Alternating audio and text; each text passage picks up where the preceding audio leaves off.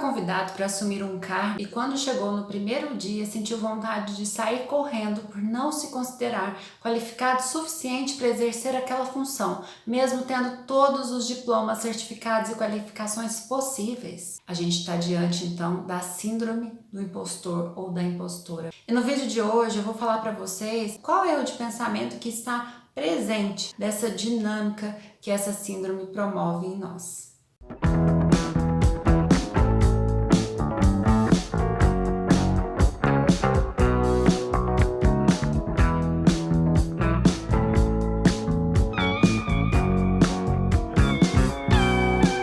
Mas antes, eu gostaria de perguntar se você já é inscrito no canal e se você não for, eu vou começar a me achar uma fraude, uma grande fraude, uma impostora. Mas se você se inscrever agora, vai me ajudar a mudar meu pensamento, a me dar um reforço positivo para que eu tenha mais confiança e possa gravar mais vídeos para vocês. Primeiro a gente precisa entender que síndrome é um conjunto de sinais e sintomas, então é algo complexo, não é algo tão simples de enumerar e de resumir. A gente pode entender que a síndrome do impostor, ela não traz apenas um erro de pensamento, pelo contrário, ela pode trazer inúmeros erros de pensamentos juntos, que vai fazendo com que a gente se sinta ansioso, frustrado, triste e acabe se comportando de uma forma negativa, no sentido de cancelar um evento, pedir demissão, desistir de gravar um vídeo para o YouTube, construir uma rede social para divulgar o trabalho.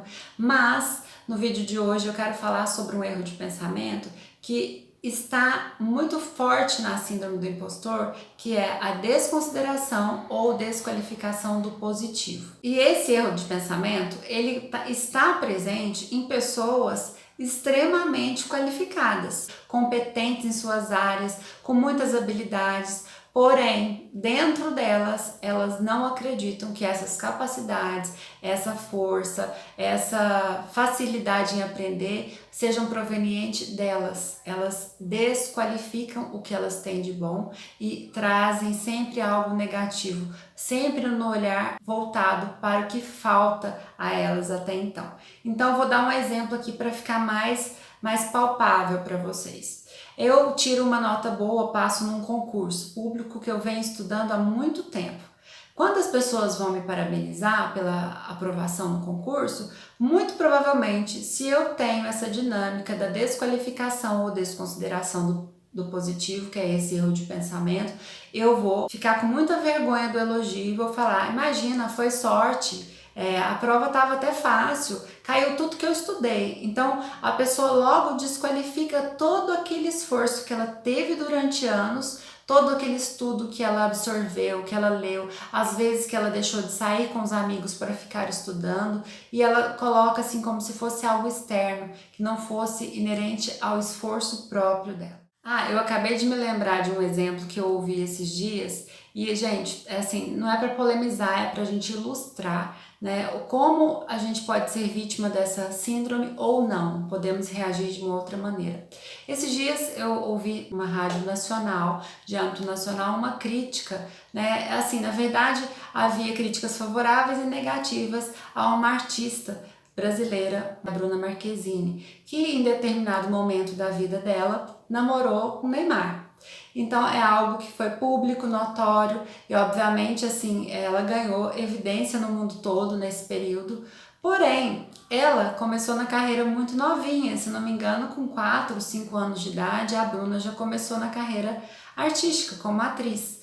E aí, a questão era a aprovação dela para um papel, né, num filme de super-herói americano. Então ela ia ser uma artista internacional a partir de agora. E aí as pessoas nessa rádio estavam julgando, né, se ela conseguido o papel por mérito próprio ou seria pela evidência em função de um namoro que ela teria tido com o Neymar. Vocês já imaginaram se a Bruna se deixasse levar por pensamentos sabotadores do tipo, realmente eu devo ter conseguido esse papel em função do namoro que eu tive, realmente eu não sou uma boa atriz, eu né, desqualificar toda a carreira dela, porque, né, o namoro dela foi um período da vida dela, por alguns anos da vida dela. E a vida dela como artista e como atriz é muito maior do que o tempo de namoro. Mas se pelas críticas, e aí olha como a gente pode também sofrer em função de críticas externas que nos tocam, à medida que a gente ganha projeção no nosso trabalho,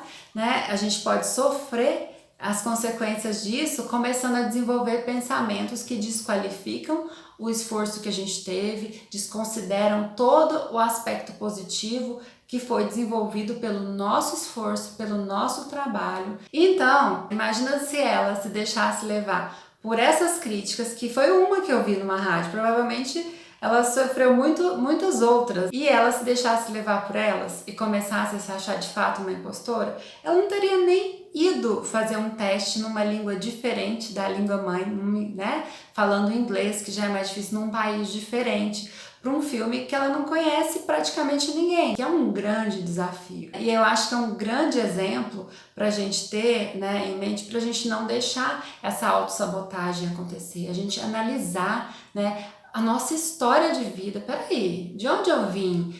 Quando eu comecei a estudar sobre isso, quando eu comecei a me qualificar, o quanto eu já trabalhei nessa área, quanta experiência eu tenho, a gente precisa levar isso em consideração. Obviamente, esse erro de pensamento não é pra gente ir pro extremo oposto, de achar que a gente é hiperqualificado, que a gente é o melhor e ninguém abala, e que a gente é insubstituível.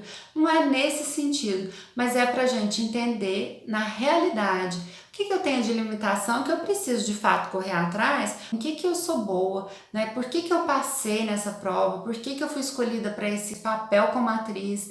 Enfim, se a gente foi escolhida, alguma coisa se diferenciou para as pessoas que nos avaliaram, as pessoas souberam avaliar melhor a nossa bagagem, a nossa experiência, o nosso talento. Então nós também precisamos fazer isso conosco. Aliás, a gente precisa fazer isso em primeiro lugar, porque se a gente não faz, a gente não chega nem até a entrevista de emprego, nem o teste para ser atriz, nem o canal do YouTube, a gente não vai conseguir nem chegar lá, porque você já vai se desconsiderando, né? Desconsiderando o que você tem de bom. Então a gente precisa considerar o que nós temos de positivo, seja qual for essa área, essa capacidade, essa habilidade dentro de nós. Muitas crenças ali estão ativadas quando a gente tem essa sensação, né, de ser impostor, de ser uma fraude. A gente precisa estar muito atento a esse erro de pensamento para que a gente possa conquistar nossos objetivos, especialmente os objetivos profissionais.